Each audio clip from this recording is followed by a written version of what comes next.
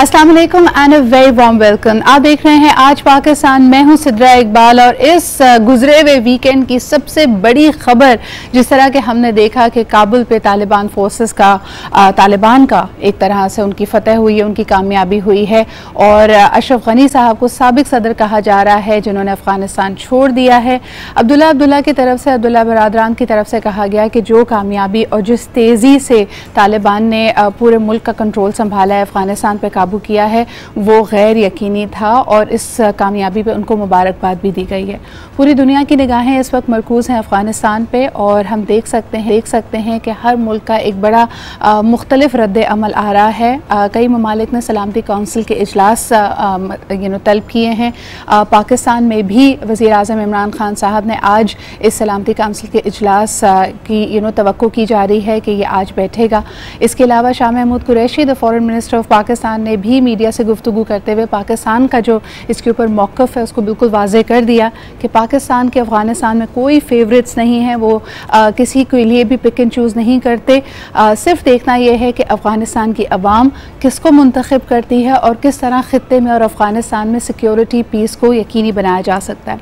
दूसरी तरफ अगर हम देखें, स्टेट डिपार्टमेंट ऑफ US की तरफ से उन्होंने भी बड़ा क्लियर कर दिया कि जी इस वक्त अमरीका का अफ़गानिस्तान में रहने का कोई जवाज़ नहीं है। सफारत खाने के जो अहम मुंतज़मीन हैं उनको हेलीकॉप्टर के ज़रिए वहाँ से निकाल लिया गया है। तमाम जो अमरीकी वहाँ पे मौजूद हैं उनसे कहा गया है कि वो इस वक्त ना सफारत खाने का और ना ही एयरपोर्ट का रुख करें बल्कि महफूज मकामात पर रहें। दीगर ममालिक ने भी इसके हवाले से अपनी रिपोर्ट्स दी हैं। जर्मनी ने अपने सफारत खाने को मुकम्मल तौर पर वहाँ से वाइंड अप कर दिया है। स्वीडन ने भी अपने सफारत खान के अमले को वापस बुला लिया है। ऑन दी अदर हैंड रूस ने कहा है कि तालिबान ने ये यकीन दिलाया है कि कोई इस किस्म की कार्रवाई नहीं होगी और वहाँ पे पीस को, वहाँ पे अमन को यकीनी बनाया जाएगा। देयरफॉर उनका सफारत खाना इस वक्त ऑपरेट करता रहेगा। दूसरी तरफ जी जो हमारे पास लेटेस्ट अपडेट्स हैं वो ये कि तालिबान ने जो उनका सरकारी टेलीविज़न है उस पे भी अपना एक तरह से वहाँ पे आके उसका सारा जो इंतज़ाम है अपने हाथों में ले लिया और पहला जो बयान उनकी तरफ से आया है अफ़गान अवाम को पीस का और अमन का दामन ना छोड़ने का कहा गया है और अमन पसंदी का एक पैगाम दिया गया है। इसके अलावा किसी को भी डरने की ज़रूरत नहीं है, बड़ा क्लियर पैगाम वो दे रहे हैं। तोरखम बॉर्डर और दूसरे बॉर्डर्स की तरफ देखा जाए तो वहाँ पर जो ट्रेड की सरगर्मियां हैं वो उसी तरह जारी और सारी हैं, लेकिन अगर हम काबुल एयरपोर्ट की तरफ देखते हैं तो वहाँ पे अफरा तफरी का आलम है। हज़ारों लोग इस वक्त काबुल एयरपोर्ट पे मौजूद हैं क्योंकि कई जो फ़्लाइट्स हैं वो मनसूख हुई। कल हमने देखा कि PIA की 2 परवाज़ें भी वहाँ पे फंस गई थी, लेकिन वो अल्हम्दुलिल्लाह इस्लामाबाद आ गई और आज पीर के रोज़ 3 परवाज़ें मुतवक्किल हैं काबुल जाने के लिए। इस वक्त हम देख सकते हैं कि सफारत खार अमला, इसके अलावा हज़ारों की तादाद में अफ़गान कोशिश कर रहे हैं मुल्क से बाहर निकलने की, लेकिन इस पे क्या रद्द अमल आ रहा है, अक़वाम आलम क्या सोच रहे हैं, पाकिस्तान के से क्या असरात मुरतब होंगे, इस पे बात करते हैं। आज हमारे साथ जो मेहमान मौजूद हैं सबसे पहले आपसे उनका तारुफ कराती हूँ। फर्स्ट एंड फॉरमोस्ट हमारे साथ मौजूद है जनाब फॉर्मर एम्बेसडर जमील अहमद खान साहब, बहुत बहुत शुक्रिया आपकी मौजूदगी का। और इसके अलावा senior defence analyst brigadier retired Haris Nawaz साहब भी हमारे साथ मौजूद हैं। आप दोनों की आमद का, मौजूदगी का बहुत बहुत शुक्रिया। सबसे पहला सवाल जमील साहब आपसे करना चाहूँगी, इस वक्त बाइडन हुकूमत को शदीद तनकीद का निशाना बनाया जा रहा है कि जहाँ अमरीकी फोर्सेस का इनखला अफ़गानिस्तान से सितंबर में होना था, जल्दबाजी की वजह से क्या ये सिचुएशन बनी? आप क्या समझते हैं कि तालिबान का पूरे मुल्क की भागदौड़ संभाल लेना, काबुल को फतह कर लेना, ये आप अमरीका का फेलियर मानते हैं या फिर तालिबान की कामयाबी? यकीनन ये तालिबान की कामयाबी है। अमेरिका ने तो अपना प्लान किया हुआ था 11 सितंबर तक टोटल ड्रॉ डाउन का, और अभी उन्हें सरप्राइज ये मिला। कुछ सरप्राइजेज न कुछ नहीं बल्कि काफ़ी सरप्राइजेज अमेरिका को मिले हैं या बल्कि दुनिया अक़वाम को मिली हैं। जिस तेज़ी से और जिस स्पीड से तालिबान ने कंट्रोल संभालना शुरू किया वो उस चीज़ की तवक्को नहीं थी।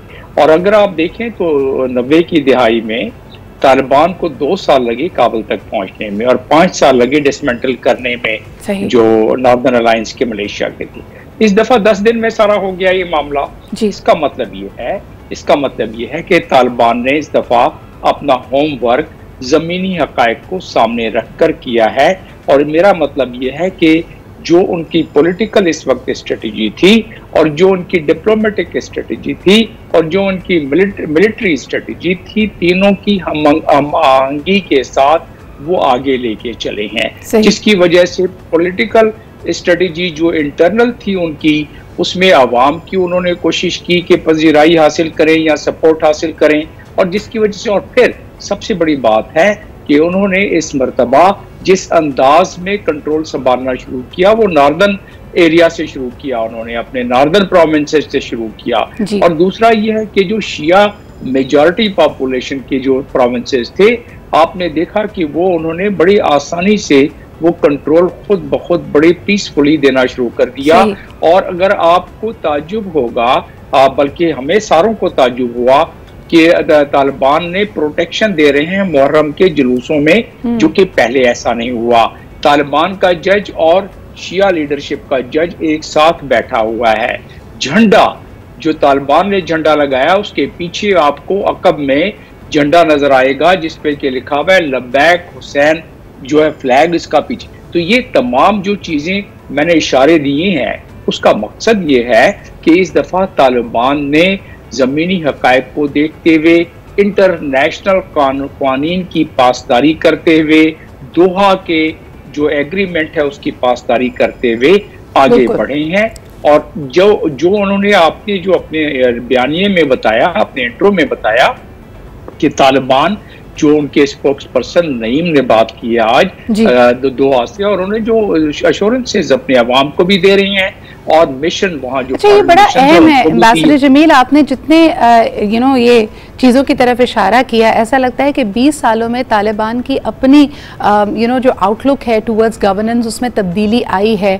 They have become a little more accommodating, उनकी फ्लेक्सिबिलिटी नज़र आ रही है। जैसे आपने खुद कहा कि अगर डाइवर्सिटी ऑफ थाट है, मुख्तलिफ जो मसालिक हैं उनके लिए भी रूम और मार्जिन दिया जा रहा है। दूसरी तरफ लोग काफ़ी परेशान थे ख़वातीन के हुकूक के हवाले से कि क्या उनको मुख्तलिफ शोबाए ज़िंदगी में आगे आने की, तालीम के, इस तरह के हुकूक हासिल होंगे। तो उस पर भी बड़ा वाज़े बयान दिया गया है कि सिर्फ शरई अंदाज में उनको हिजाब की उन पर पाबंदी होगी, लेकिन इसके अलावा तालीम और मुख्तलिफ शोबा जात में उनका आगे आने पर कोई पाबंदी नहीं होगी। आपकी तरफ आना चाहूँगी ब्रिगेडियर हारिस साहब, क्या समझते हैं कि खित्ते के सिक्योरिटी और स्टेबिलिटी और ख़ास तौर पर जो टेररिज्म का एक खौफ लोगों के दिलों में मंडला रहा है, इस खित्ते पर मंडला रहा है, क्या असर पड़ेगा तालिबान का अफगानिस्तान के ऊपर हुक्मरानी करने से? इस पर्टिकुलर मामले पे क्या असर पड़ेगा? क्योंकि हम देख रहे हैं इंटरनेशनल मीडिया ने काफ़ी अपने खदशात जाहिर किए हैं, इंडियन मीडिया इस वक्त काफ़ी चीख रहा है कि जो मुख्तलिफ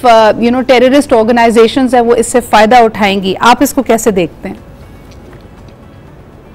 तो खैर सब पे मातम मची हुई है, और बात यह है कि पाकिस्तान का हमेशा से पॉइंट ऑफ व्यू यही रहा कि वहाँ अफगानिस्तान में अमन होना चाहिए, और खुदा का शुक्र है कि हुकूमत के बगैर तालिबान ने काबुल पे कब्जा कर लिया, बल्कि बहुत अच्छी हिकमत आदमी रखी। मैं इसमें अमेरिका का भी फेलियर जरूर कहूँगा, इसलिए कि उन्होंने असेसमेंट ये लगाई थी कि 1 साल लगेगा तालिबान को काबुल पहुँचने में। इससे पहले नॉर्दर्न लाइन्स जो है नॉर्थ के एरिया में बहुत लड़ाई होगी, बड़ा टफ रेजिस्टेंस मिलेगा, और उसके बाद ये यहाँ तक आते थे ये एग्जॉस्ट हो जाएंगे। एंड भी अभी आपने जो है 8 जुलाई को देखा अपने बाइडेन इंटरव्यू, ही सेइंग कि Taliban will not reach Kabul.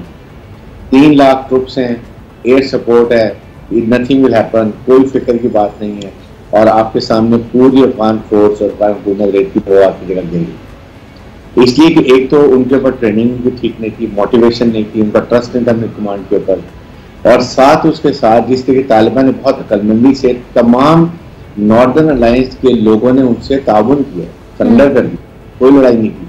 I think everybody understand should कि अब लड़ाई मार कुटाई खून रेजी का अब कोई फायदा नहीं है, we have to move forward. Number 2, इसमें अब तालिबान के आने से ये फायदा होगा कि एटलीस्ट यहाँ पर उन्होंने सबसे पहले क्लियर बात की है कि किसी को भी वो अपनी सरजमीन किसी के खिलाफ इस्तेमाल करने की इजाजत नहीं देंगे। मीन्स कि इंडिया की इन्वेस्टमेंट सारी खराब हो गई, रॉ का जो एक एनडीए से नेक्सस है वो खत्म हो गया, टेरिटरी के तालिबान और आइस का जो नेक्सस है वो खत्म हो गया, करेंगे। तालिबान को भी शायद वो अपना ब्रिगेडियर साहब, इफ आई में इंटरजेक्ट, देखें अभी चंद घंटे गुजरे हैं तालिबान को काबुल का कंट्रोल संभाले हुए, और अभी भी उनकी अपील ये है, दोहा में बैठे हुए मुल्ला बरादान का ये कहना है कि हम चाहते हैं कि बगैर किसी खून रेजी के, बगैर किसी इख्तिलाफ और जाहरियत के पुरअमन तरीके से जो इख्तिदार है उसकी मुंतकली हो। लेकिन क्या ये अस्यूम करना कि रॉ का नेक्सस, जो तमाम और आउटफिट्स हैं जो अफगानिस्तान की सरजमीन खित्ते में अमन को ख़राब करने के लिए, खुसूसन पाकिस्तान पर अटैक करने के लिए इस्तेमाल की जा रही थी, वो यकायक ख़त्म हो गई? यानी डू यू नॉट फील कि दैट्स ओवर सिंप्लीफाइड?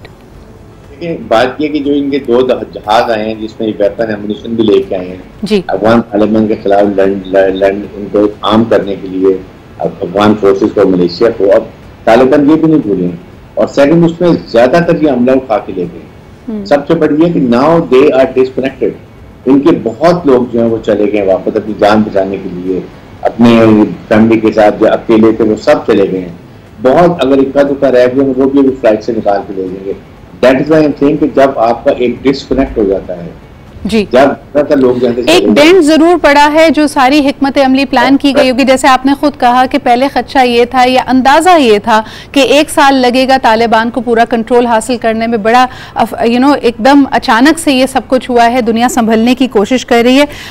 एम्बेसडर साहब, आपकी तरफ वापस आना चाहूंगी। अशरफ गनी साहब का, साबिक सदर अफगानिस्तान का, अफगानिस्तान से चले जाना, इस पर उनको काफ़ी तनकीद का निशाना बनाया जा रहा है।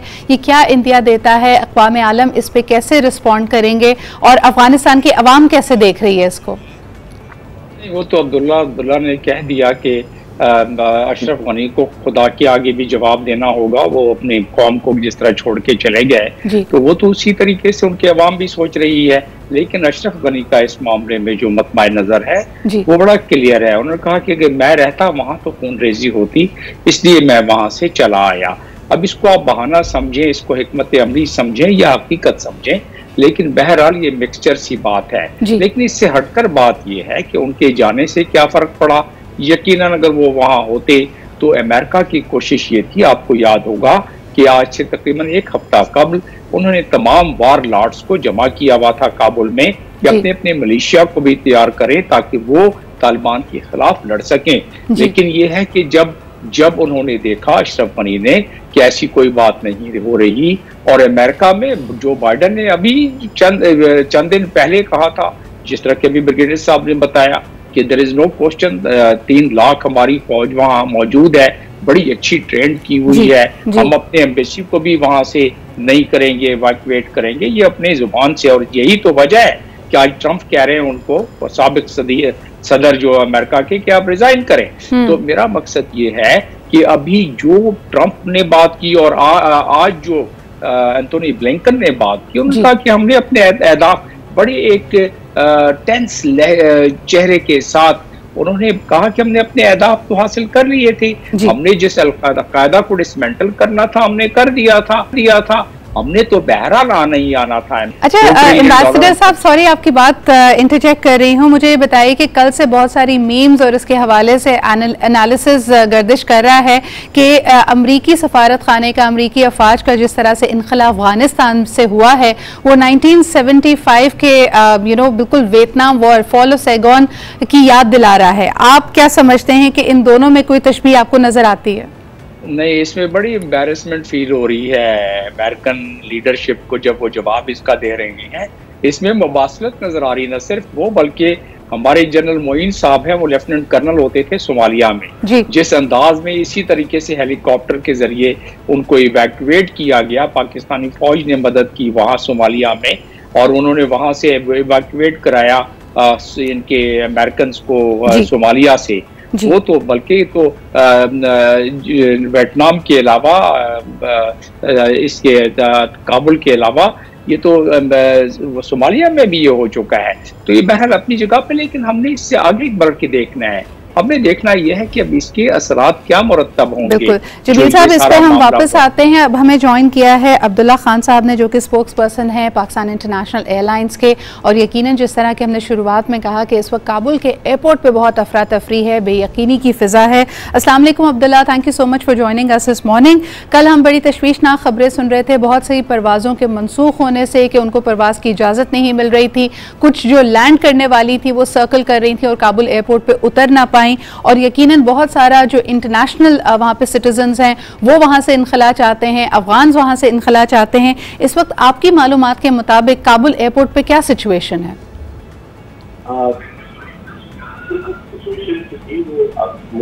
इतनी ज़्यादा खतरनाक थी कि शायद बैक कम्युनिकेशन की वजह से या अफगान एजेंसी को शायद पता नहीं था कि क्या सिचुएशन है या बन क्या रहा है, इसकी वजह से वो ज़्यादा कंफ्यूजन है। और चूंकि वहाँ पे शायद सिग्नल्स भी नहीं है और चूंकि एटीसी की तरफ से भी ज़्यादा इंफॉर्मेशन टाइमली नहीं दी जा रही थी कि रनवे वर्ल्ड करने के एक्चुअल रीजन क्या है, जिसकी वजह से बहुत सारी चैलेंज हुई हुई। कल रात के बाद अभी जो राजस्थान जो काबुल एयरपोर्ट में कंट्रोल है दैट इज नेटो फोर्सेस, और उन्होंने उसको मेकशिफ्ट अपना हेडक्वार्टर बना दिया है। कमर्शियल फ्लाइटों की इजाजत एज ऑफ 5 और 10 मिनट सुबह तक तो हमारे पास थी। हमारे आज 3 परवाजें जो है वो प्लान है काबुल के लिए, और जो तीनों परवाजें हैं वो अभी तक ऑन स्केड्यूल है और हम उम्मीद कर रहे हैं कि वो सही इस बेहतर को भी पूरे ऑपरेशन आज से होती है। अब्दुल्ला, लेकिन जो मनाजिर हम स्क्रीन्स पे देख रहे हैं, हमारे पास आ रहे हैं, उसमें हमें सैकड़ों की तादाद में लोग रनवे पे नजर आ रहे हैं। क्या नेटो फोर्सेस का उस पर कोई काबू नहीं, कोई कंट्रोल नहीं है, और क्या इसकी वजह से परवाज़ों में ताखीर हो सकती है, मनसूख हो सकती हैं वो?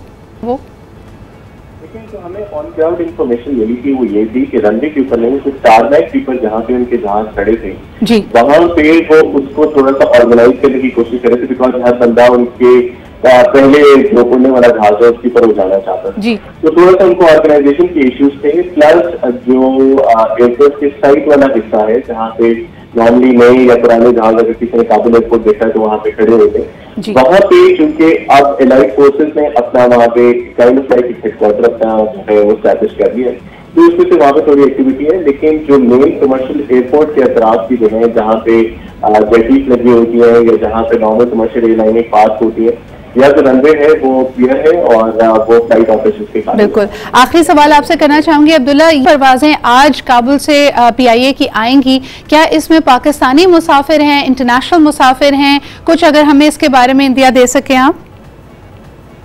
देखिए ये मिक्स है, जो पाकिस्तानी हैं जो कि डायरेक्ट पीआईए से जिन्होंने अप्रोच किया था या थ्रू एम्बेसी, पाकिस्तान एम्बेसी जो कि अभी तक ऑपरेशनल है, उनके थ्रू जो आ रहे हैं वो भी हमारी साइट कीपर हैं। वो ऐसे अफगान नेशनल भी हैं जिनके पास वीजा थे और उन्होंने पहले की टिकट करवाई थी।